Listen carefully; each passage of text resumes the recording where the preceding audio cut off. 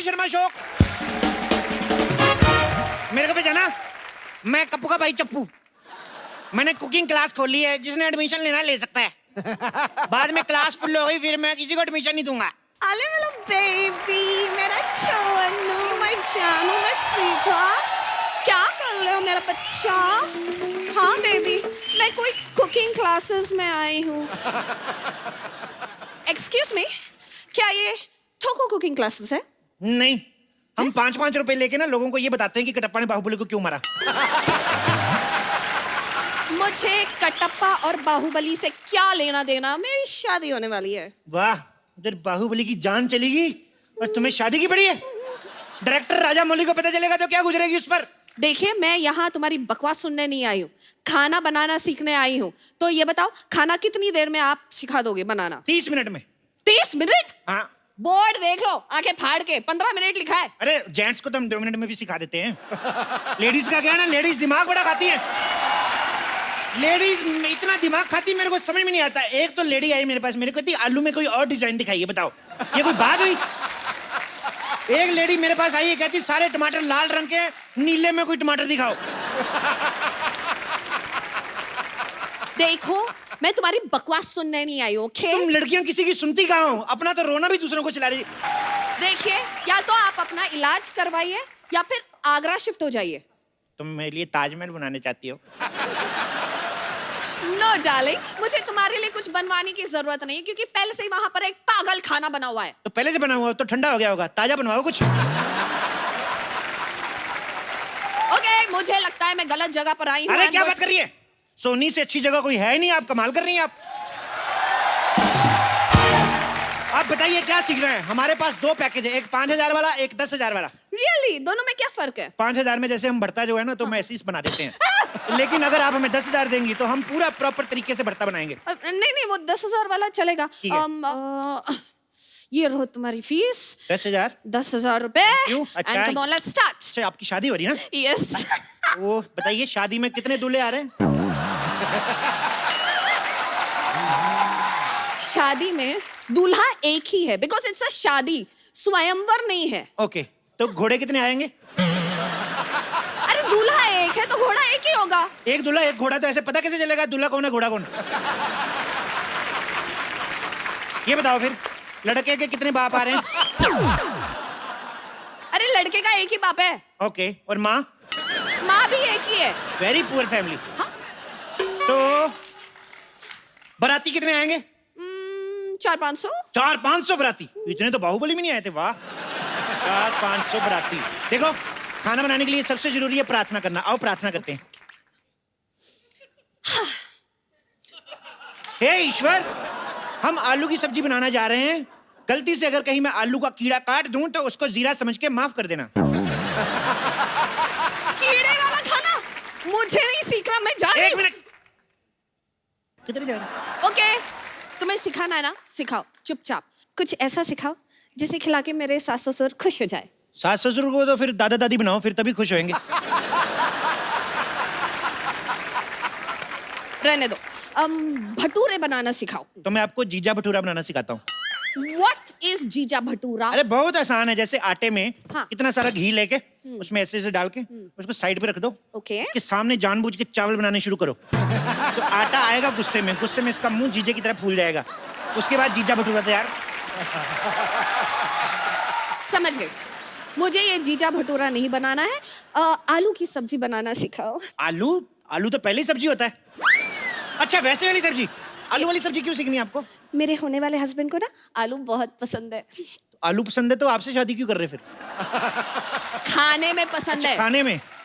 जो आदमी अपनी मनपसंद चीज को खा जाता है वो आदमी ठीक नहीं है। कल वो तुम्हें खा गया तो?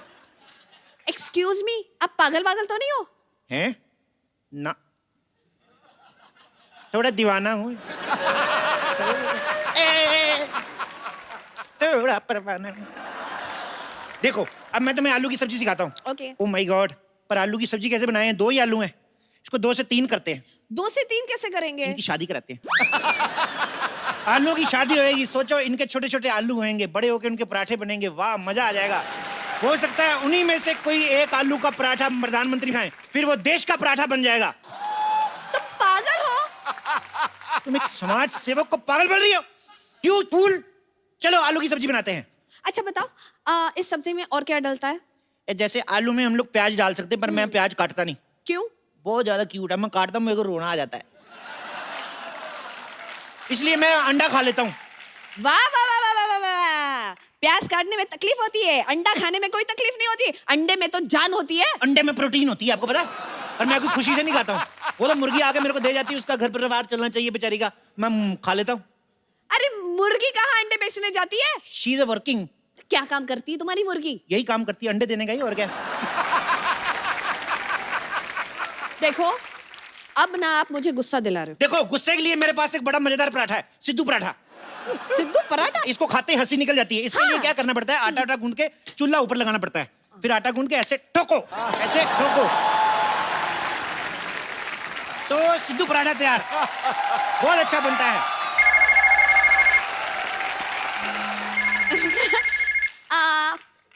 हेलो बेबी, मेरा बाबू, मेरा चोना, मेरा क्यूटी पाई, मेरा नान खताई, मेरा बेबी।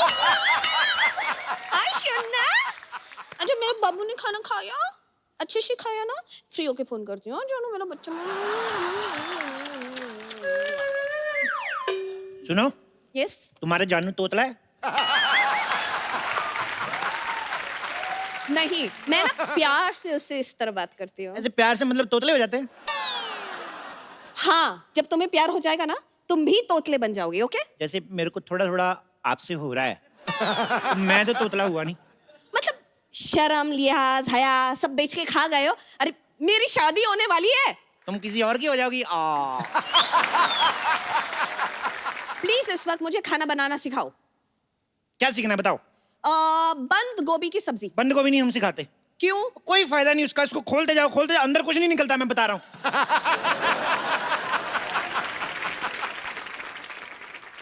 लीव बंद गोभी, लीव बंद गोभी। भिंडी की सब्जी। भिंडी की सब्जी ऐसे बनाते हैं, जैसे भिंडी को पहले लो, यस। आंखें बंद करके ऐसे इसको लाइट बंद करके धो लो, फिर उसके ऊपर कपड़ा डाल दो। आंखें बंद करके, लाइट बंद करके, कपड़ा क्यों? ये सवाल आप पूछ रही हैं? यस। शी इज लेडी यार, she is lady finger. Lady हो के ऐसी बात करती हैं आप? आपको कुछ ना प्रॉब्लम है, दिमागी प्रॉब्लम है। सब्जियों में मेल फीमेल कब से होने लगा? क्या बात कर रही हैं आप? हमारी सब्जियां, हमारे ये आलू है ना, ये तो अभी है, इससे पहले दुपट्टा लेके चलते हैं। अरे ये दुपट्टा लेकर चले, अरे इसे छोड़ो, तुम दुपट्टा लेकर चलो, फॉरगेट दुपट्टा, तुम कटप्पा लेकर चलो, कुछ भी करो, लेकिन आगे क्या करना है वो तो बोलो। इतने प्यार से क्यों बात कर रही हो तुम? देखो, ऐसे भिंडी को लो और कद्दू के साथ बनाते हैं। ये भिंडी एंड कद्दू, ये कौन सी सब्जी है? अरे कद्दू का फेर चल रहा है उसके साथ, अच्छा, सब्जी अच्छी बनेगी। तो क्या शादी भी करवाओगे? हाँ तो करवाएंगे, अपनी शादी तुम करवा सकती हो, कद्दू की शादी नहीं। बेचारा क्या एक मोटे कद्दू को किसी से प्यार करने का कोई हक नहीं है? प्यार प्यार करने का हक है, प्यार ही क्यों, हनीमून मनाने का हक है। खड़े खड़े मुंह क्या देख रहे हो? भेजो इसे हनीमून, भेजो। देखो ये शरीफ ठेले की सब्जियां हैं, ऐसे नहीं आ जाएंगी, आराम से उनके फेरे होने दो। चलो चलो इन पे मसाला डालते हैं, वो बन जाएगी। एक काम करो, जब तक सब्जी पक रही है, ये लो तेल, मेरे इधर मसाज कर दो शोल्डर। तुम्हारा दिमाग खराब है? नहीं दिमाग ठीक है, शोल्डर में थोड़ा पेन है, इधर कर दो। अरे मैं तुम्हारे शोल्डर क्यों मसाज करूं? Come on baby, you can do it, come on come on Anjali, come on Anjali Anjali Anjali. हो गया? मेरा नाम अंजलि नहीं है। तो पतंजलि है क्या है फिर? हमारी बातें मेरी समझ में नहीं आ रही। Just shut up. मैं यहाँ से चली जाऊंगी। ऐसे कैसे चली जाओगी? अभी मेरा सब्जी बना के सिखाने का मूड आया और तुम जा रही हो? ठीक है, फॉरगेट वेज, नॉन वेज में कुछ पकाना सिखाओ। मुर्गा कैसे बनता है? मुर्गा ऐसे मुर्गा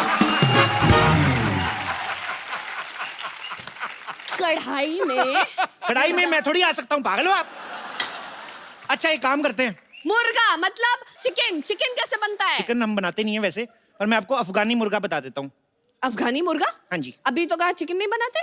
ये अफगानी है ना चिकन, इसको उधर सजा हुई है, ये चिकन ने किसी चिकनी को छेड़ दिया था, तो अभी इसको सजा हुई है, तो इसको बना सकते हैं।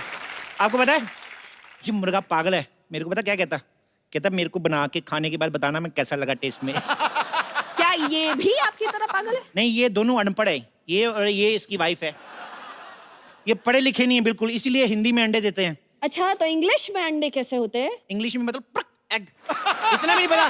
कैसे गवार से शादी कर रहा है तुम्हारा पति? मना कर दो उसको। एक्सक्यूज मी, खबरदार एक और फालतू कमेंट पास की तो।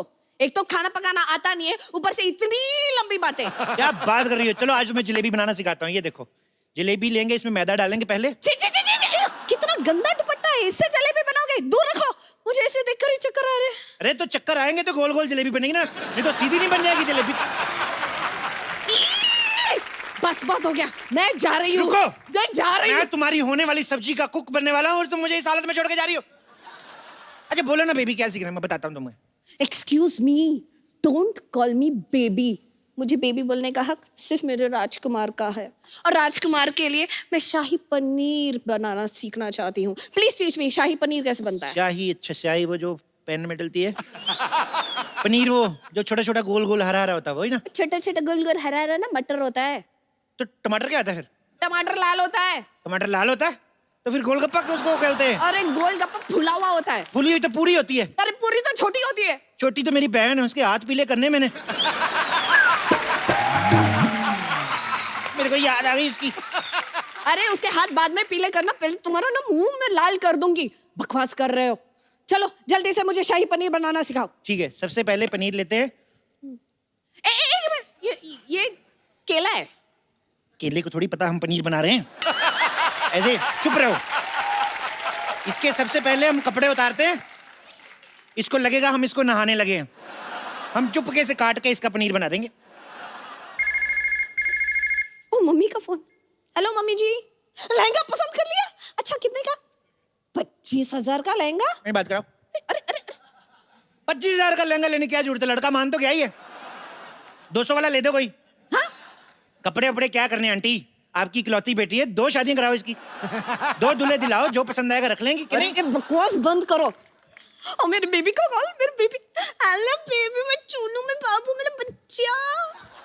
आप पप्पू क्या घूर रहे हो? बात करनी है कर लो। ओए मेरे बेबी, मेरा बच्चा, चल निकम्मे तू अपनी वाइफ को महंगा वाला लहंगा नहीं दिला सकता।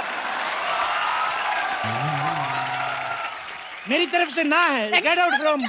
क्या कर दिया तुमने? अरे मना कर रहा हूँ, तुम चिंता ना करो, मैं हूं ना तुम्हारे साथ शादी करने के लिए। मैं क्यों करूं तुमसे शादी? अच्छा तो तुम्हें सिद्धू जी में इंटरेस्ट है? मेरे को पहले से शक था। नहीं नहीं नहीं, मुझे सिद्धू जी पसंद नहीं है। अच्छा, जिनको सारी पार्टियां पसंद करती तुम्हें वही पसंद नहीं है? मुझे पसंद नहीं है, मैंने ऐसा कब कहा? अच्छा तो मेरा शक सही निकला फिर। बस हो गया। अब तुम्हारी बकवास में और नहीं सुन सकती। कहाँ गए चाकू? सुनो सुनो सुनो, मेरी बात सुनो।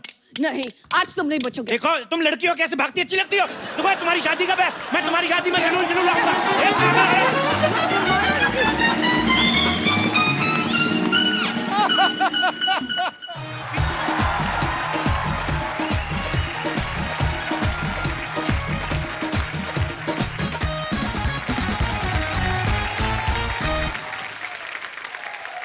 पाजी, आज जो हमारे मेहमान हैं, ये वो खास मेहमान हैं जिन्होंने 60s और 70s में ऐसी अदाकारी की कि उस दौर को गोल्डन एरा बना दिया। मैं इनकी तारीफ करने के लिए बहुत छोटा हूं। आप सबकी जोरदार तालियों के बीच बुलाना चाहूंगा सुपरस्टार आशा पारेख जी को। आशा जी, आपका बहुत बहुत स्वागत है हमारे शो में। बहुत अच्छा लग रहा है आज आपको यहाँ पर देख के। मुझे भी बहुत अच्छा लग रहा है। Thank you so much for coming ma'am. इन्हें सपनों में देखने के लिए जागकर फिर सो जाया करते थे। वाह। काली रात जैसी इन जुल्फों में चांद सितारे खो जाया करते। Thank you. जरूरत ही नहीं है किसी साकी, किसी मैखाने की। इनकी अदाकारी और जुल्फ से, हुस्न से, अरे दीवाने मदहोश हो जाया करते। वाह, क्या बात है। आइए आशा जी, आपका बहुत बहुत स्वागत है। अभी हाल ही में आशा जी की ऑटोबायोग्राफी जो है द हिट गर्ल लॉन्च हुई है। आशा जी, आपको बहुत बहुत मुबारकबाद। Thank you. बहुत सारे ऐसे किस्से हम वहां पे पढ़ेंगे जो हम नहीं जानते हैं, और अब आपकी बुक पढ़ के वो किस्से जानने को मिलेंगे। तीसरी मंजिल, शिकार, 2 बदन, कटी पतंग, कारवां, जख्मी, चिराग, आए दिन बहार के, फिर वही दिल लाया हूं, लव इन टोक्यो, ऐसी ढेर सारी पता नहीं कितनी सुपरहिट फिल्में दी हैं। इतनी सारी सुपरहिट फिल्में देने के बाद आपने कभी सोचा था कि एक नहीं मैं बोल रहा हूँ कि इतनी सुपर हिट फिल्में देने के बाद कभी आपने सोचा था एक क्रिकेटर और पॉलिटिशियन आपके लिए शेर पढ़ेंगे?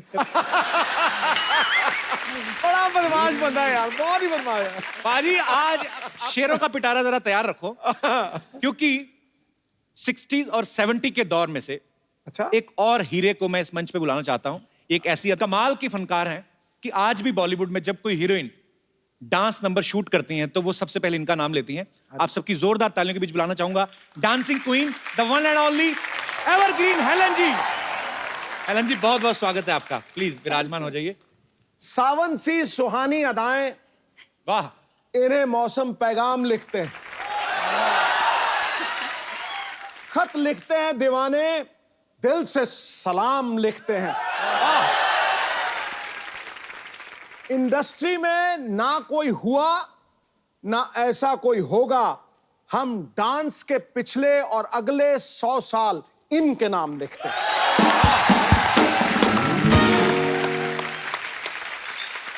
आज हमारा सौभाग्य है कि आशा जी और हेलन जी जो हैं वो हमारे शो पे इस मंच पे मौजूद हैं। हम तहे दिल से इस्तकबाल करते हैं आपका। पाजी जब फिल्म रिलीज होती थी ऐसा भी होता था कि डिस्ट्रीब्यूटर ये बोल देते थे कि फिल्म तो कंप्लीट है लेकिन हेलन जी का गाना कहाँ है इसमें। तो हेलन जी का गाना एक डालना पड़ता था। तो हेलन जी आपने ये डांस कहीं से ट्रेनिंग ली थी हेलन जी आपने कहीं? जी हाँ, when I was in school मैं मणिपुरी डांस सीखी और फिर उसके बाद थोड़ा सा भरतनाट्यम और कथक। तो मैम भरतनाट्यम मणिपुरी जो है क्लासिकल फॉर्म्स हैं। पहले जमाने में mythologies you would do Bharatanatyam Right. steps, am I right? Yes. Those costumes and all. So you need the stance of Bharatanatyam. जी। So that's what I learned. Okay. कि अगर कोई एक दो Bharatanatyam steps है, I should know how to pose. ये Helen ma'am आपको कोई कोरियोग्राफर होते थे उस समय? Yes, yes, very good choreographers. अच्छा। पता नहीं हमें ऐसा लगता था आप आपके अपने दिल से ही निकलते हैं सारे और स्टेप। दिल से तो डांस करती थी मैं, इसमें तो कोई शक नहीं। क्योंकि if you don't do it with your heart and soul, it doesn't show on the screen. And it shows on the screen, that's why all these wonderful people love me still. मुझे लगता है कि दुनिया का कोई choreographer इन्हें सिखा नहीं सकता और जितने भी कोरियोग्राफर पैदा हुए हैं वो सब इन्हीं से सीखे, ये मुझे लगता इसमें तो कोई शक नहीं है। ये सब क्रेडिट मुझे मत दो प्लीज। सबसे पहले क्रेडिट ऊपर वाला, उसके बाद कोरियोग्राफर्स, उसके बाद आशा भोसले जी, उसके बाद म्यूजिक डायरेक्टर, उसके बाद Helen. It's a team work. It's a teamwork. Asha ji जितनी भी आपकी फिल्में देखी जी। आपका और राजेश खन्ना साहब की केमिस्ट्री बड़ी अच्छी थी। मुझे वो गाना याद आ गया, अच्छा तो हम चलते हैं, पर आज हम आपको जल्दी जाने नहीं देंगे। आशा जी जब आपने फिल्में शुरू की जी। मतलब अब जाके दौर बदला है, लोगों की मेंटालिटी बदली है, लेकिन उस समय में लड़कियों को इतनी शायद फ्रीडम नहीं होती थी। तो उस समय आपके लिए कितना इजी था फिल्मों में काम करना? जब मैं स्टेज पे परफॉर्म करती थी तो एक बार बिमल रॉय जी ने मुझे देखा और उन्होंने बुलाया कि तुम काम करोगी। अब मुझे कुछ पता नहीं था, मैंने हाँ बोल दिया ऐसे ही। अच्छा। मैं छोटी थी उस वक्त, 9-10 साल की थी। तो फिर मैंने बाप बेटी और माँ में उनके साथ काम किया था। इसलिए कोई रुकावट नहीं थी क्योंकि दादाजी फाइनेंस कर रहे थे पिक्चरों में। जी, जी। प्रॉब्लम नहीं थी। पर बड़े अच्छे आपके एडवांस दादाजी थे, हमें तो देखने भी नहीं देते थे फिल्में। तो हेलन जी आपको कभी कोई प्रॉब्लम नहीं आई? आप बेसिकली बर्मा से हैं ना? जी। तो बर्मा से फिर कैसे मुंबई आना हुआ? चल के आई। हाँ जी। I mean, are you kidding or seriously? Seriously, we were refugees from Burma, and during the Second War, the Second World War. Japanese came into Burma and they started bombarding. So Achha. वहाँ से we had to leave house and just run away, and we had to come through the jungles if you were walking through the jungles. So it took us months to reach India. आप परिवार के साथ थी उस समय? My mother, my brother, we reached Calcutta and I lost my brother. He got smallpox and expired. I mean, इनकी journey सुने, जब आपकी बातें सुनते हैं तो एक्चुअली आपने बहुत स्ट्रगल देखी और किस तरीके से आपने हालात देखे और कैसे पूरी दुनिया को आपने अपने फन से जो है वो एंटरटेन किया। आपको सलाम है। आशा जी पहले चाइल्ड आर्टिस्ट थी, फिर फिल्मों में सुपरस्टार बनी, उसके बाद इन्होंने टीवी में काफी सारे सीरियल्स प्रोड्यूस किए, डायरेक्टर बनी। आज इनकी ऑटोबायोग्राफी रिलीज हुई है। हेलन जी बर्मा से आके करोड़ों दिलों पे छा गई, पद्मश्री से नवाजा जा चुका है। पाजी इतना सब होने के बावजूद आपने कभी सोचा था आपको ऐसे लाइव देखने का मौका मिलेगा? मतलब मैं तो बोल रहा हूँ, मैं सवाल ही नहीं पैदा होता। हुई हुई हुई हुई। मैं तो बिल्कुल मतलब स्तब्ध हो गया हूँ, पूरी तरह सुन्न हो गया हूँ। अच्छा आशा जी, अभी आजकल एक बड़ा नया दौर चला है, ऑटोबायोग्राफी जैसे आपकी आई है, तो बायोपिक्स बन रही हैं, स्पोर्ट्स मैन के ऊपर बन रही हैं, स्पोर्ट्स वुमेन्स के ऊपर बन रही हैं। अगर आपके ऊपर कोई बायोपिक बने तो आज के दौर की ऐसी कौन सी अभिनेत्री है, आपको भी हेलन जी सेम सवाल है, कि कौन है ऐसा जो आपको लगता है कि आपका किरदार बाखूबी निभा सकता है? मेरे हिसाब से, क्योंकि मैं कुछ ग्लैमरस बबली लड़की थी, तो मेरे हिसाब से Alia Bhatt would be the right person. Congratulations Alia, compliment for you. Helen ji, आपका अगर बायोपिक बने तो आपको क्या लगता है कौन कर सकता है आपकी बायोपिक बड़े अच्छे से? I think Padukone. I love you ma'am. Deepika अगर इनकी बायोपिक करें तो मैं तो जितनी देर लगी रहेगी मैं उधर ही रहूंगा थिएटर में। एक तो हेलन जी की बायोपिक, ऊपर से दीपिका। आपको ये पता था कि I have a very soft corner for Deepika? I didn't know that. If I knew, I wouldn't have said it. Salman Khan आपके बेटे हैं, इतना आपको प्यार करते हैं, मैं भी आपके बेटे जैसा ही हूँ। ऐसे दीपिका को बोल दो मैम, थोड़ा आपको बोलो लड़का अच्छा है, देख लो। मुझे बोलने की जरूरत नहीं है, पूरा दुनिया मालूम है अच्छा है।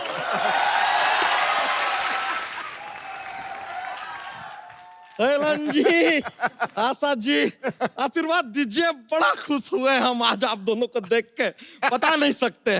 What is up brother? Anyway, Asha ji, हमको बड़ी आशा थी कि आशा जी से एक दिन मुलाकात होगी, और लीजिए आशा जी आ गई और हमारी आशा पूरी हो गई। तो हेलन जी भी आएंगे, उनके लिए क्या किया था? हाँ, ये आपने आशा सवाल किया है। लीजिए, इधर भी आशा कैसे हमने यूज कर लिया।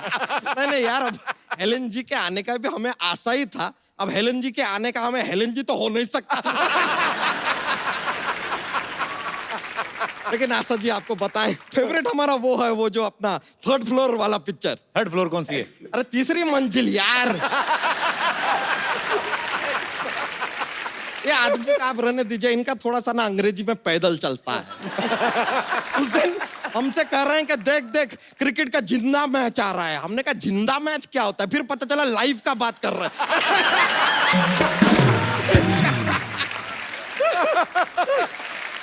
That's just a jokes, ऐसा जोक्स हमारा ऐसा फ्लो हो जाता है कभी कभी, शरीर में टिकता नहीं जाता तो। लेकिन आपका वो फेवरेट फिल्म तो हमारा वो वाला है, वो जो स्पोर्ट्स के ऊपर था। स्पोर्ट्स पे इनकी कौन सी फिल्म आई? कटी पतंग यार। अरे वो कौन सी स्पोर्ट है वो? अरे पतंग flying is a outdoor sport. आपको पता ही नहीं है? आप देखें होली के दिन किस तरह हवा में पतंग ही पतंग ऐसे भरी रहती हैं। अबे होली पे रंग उड़ाते हैं, पतंग मकर संक्रांति पे उड़ाते हैं। हैं? हाँ। अरे यार, हमने तो होली पे पतंग उड़ा दिया यार।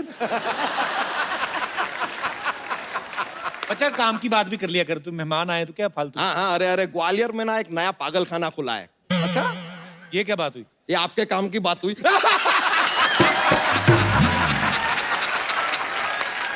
लेकिन Helen ji, with due respect आपको सच बताएं, आपके गाने सुन सुन के हम बड़े हुए हैं। आपके गाने सुन सुन के बड़ा हो गया, उसके बाद ये फैलने लगा। आपके 2 गाने और आ जाते ये फट सकता था। लेकिन आपको एक सीक्रेट बताएं हेलन जी, आप ना 16 में 50,000 ज्यादा कमा सकती थी। कैसा? नहीं, हमने गाना देखा, आप डांस कर रही थी ना। हाँ। गब्बर सिंह सामने ही बैठा था, पुलिस को फोन करके बता देती तो पूरा 50,000। पॉसिबल है। और उस समय फोन कहाँ होते थे, मोबाइल फोन कहाँ होते थे? अरे तो किसी को 5,000 देके दौड़ा देती, क्या जाता है? 45,000 कम थोड़ी होता है यार, बहुत होता है। लेकिन आशा जी, हेलन जी, एक बात बताएं, आपके ना टाइम में बहुत अच्छा था। ये जो सिंगर होते थे ना, उनको बहुत इज्जत दी जाती थी। हमने देखा कि कोई सिंगर ऐसा गाना गा रहा है लेकिन वो हाफ रहा है, थका हुआ है, लेकिन उसको रोकते नहीं थे, गाना काटते नहीं थे, वो उसको वैसे ही गाने देते थे और गाने का हिस्सा बना देते थे। हमने वो देखा। बताइए।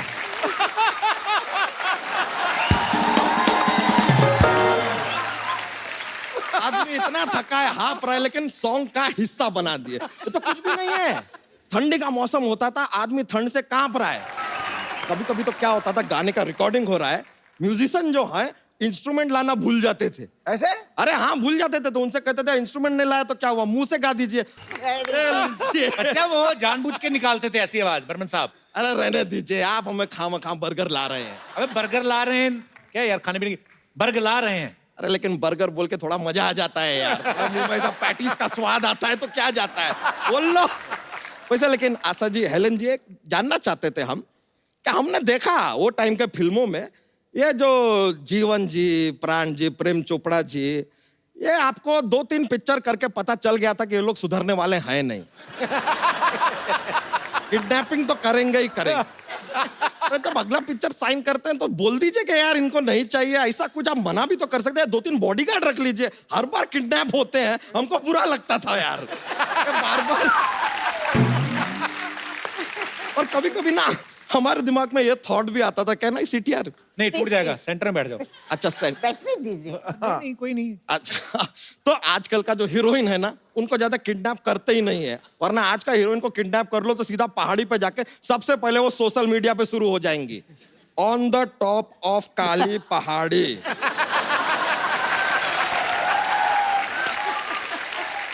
Waiting for hero, feeling kidnapped with Samba and 30 others.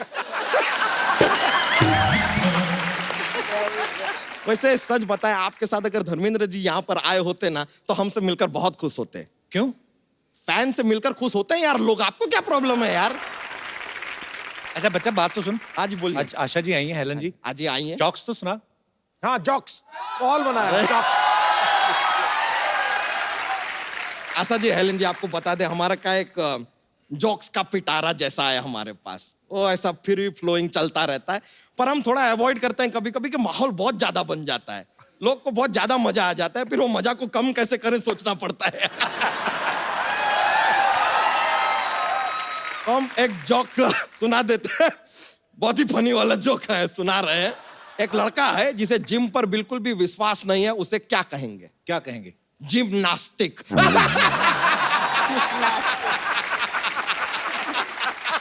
नास्तिक। जिम्नास्टिक। सॉरी मायलोपोजी। वैसे बहुत खुशी हुआ आपसे मिलके, हम उम्मीद करते हैं कि आपको भी मजा आया होगा। हम चलते हैं अब, आशीर्वाद दीजिए। हाँ, God bless you. Thank you so You're much, very good. Thank you very much. अच्छा हम चलते हैं, नमस्ते, थैंक यू, बड़ा मजा आएगा, चलते हैं।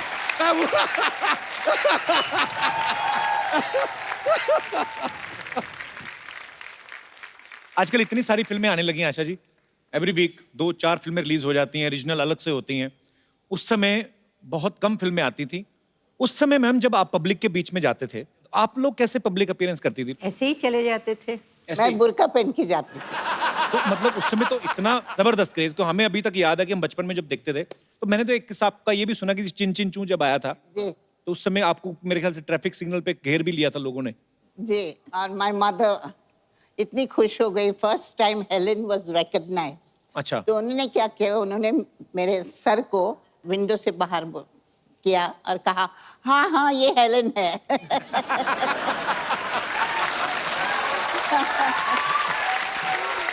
अच्छा, मैंने एक किस्सा सुना है कि हेलन जी डॉग से बड़ा डरती हैं।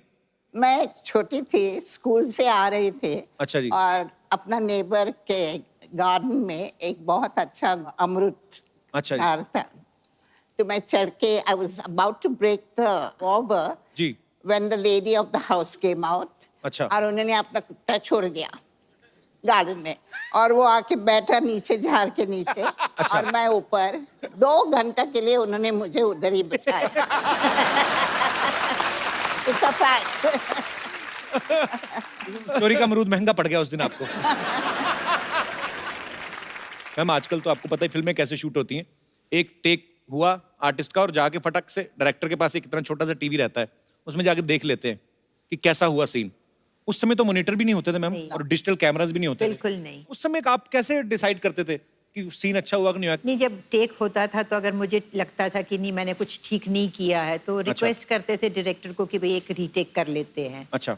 तो वो अगर डायरेक्टर को लगता था कि इससे बेटर शॉट हो सकता है तो वो मतलब वो अलाउ करते थे।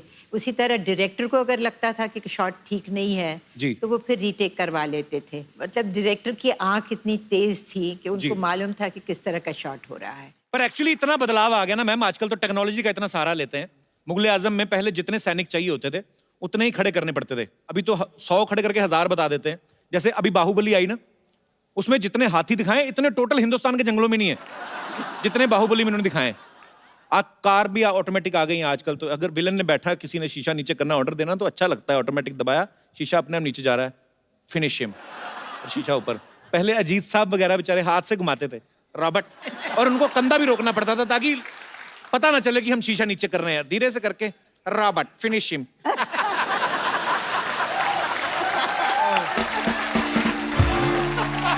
पर एक चीज है मैम, आपके समय की जो फिल्में थी उनमें रोमांस भी जो दिखाते थे इतना क्लीन दिखाते थे। हीरो हीरोइन दो मिल रहे हैं, 2 फूल मिल जाते थे तो पता चल जाता दर्शकों की खुशबू आने वाली है।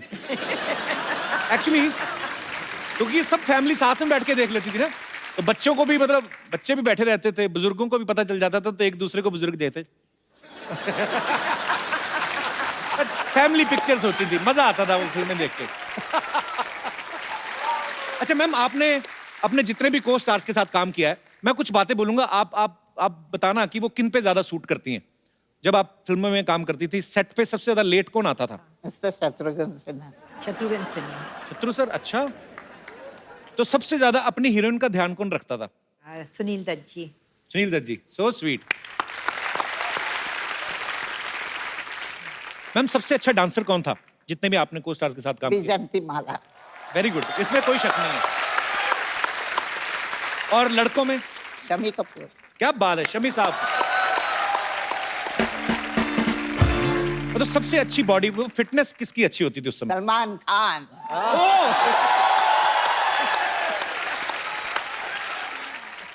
अच्छा, जैसे आजकल फिल्में आती हैं तो हीरो हीरोइन जो हैं अपने गाने के हिसाब से कि जैसा परफॉर्म करना है वैसे ड्रेस देख लेती हैं। आप इतनी भारी भरकम साड़ियां पहनती थी, इतने खूबसूरत हेयर स्टाइल, मुझे नहीं लगता कि 60-70s के बाद कोई ऐसा दौर हुआ है। मतलब उस समय हेयर स्टाइल जो है उनके कॉपी किए जाते थे आपके। लोग बोलते थे कि ये साधना कट है, ये आशा जैसा हेयर स्टाइल है, उनके जैसी साड़ी है। इतने अच्छे अच्छे हेयर स्टाइल, भारी भरकम जूड़े भी होते थे हीरोइन के। कैसे मेंटेन करते थे मैम? आपको कोई प्रॉब्लम नहीं आती थी? नहीं, प्रॉब्लम तो नहीं आती थी, लेकिन हाँ तकलीफ बहुत होती थी क्योंकि बहुत सारे पिन्स डाले जाते थे बालों में। और हेलन जी, आप तो ऊपर से डांस भी करना। वो तो सब ठीक है, लेकिन जब भी पैकअप आवाज सुनती ना जी, तो you should have seen me. I would go into the makeup room, सब निकाल दो।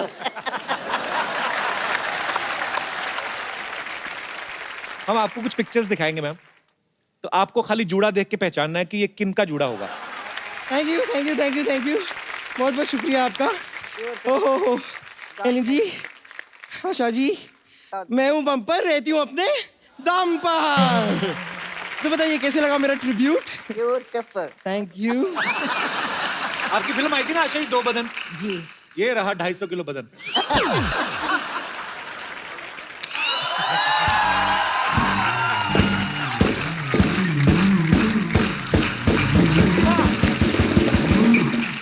क्या कमाल की बात की है आपने, आपने तो दिल जीत लिया मेरा।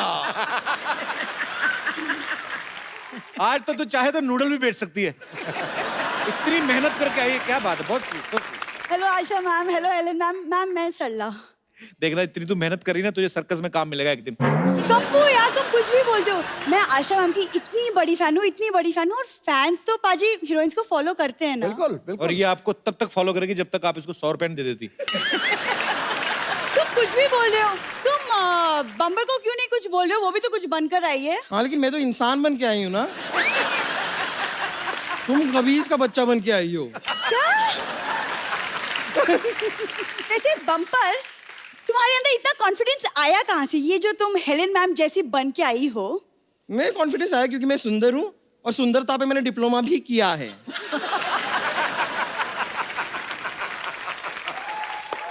तुम चुप रहो। आशा मैम, मैं ना आपसे बहुत रिलेट करती हूँ कि मेरा जीवन भी ना बिल्कुल कटी पतंग है। नहीं नहीं, कटी पतंग नहीं, इनका जीवन फटी पतंग है।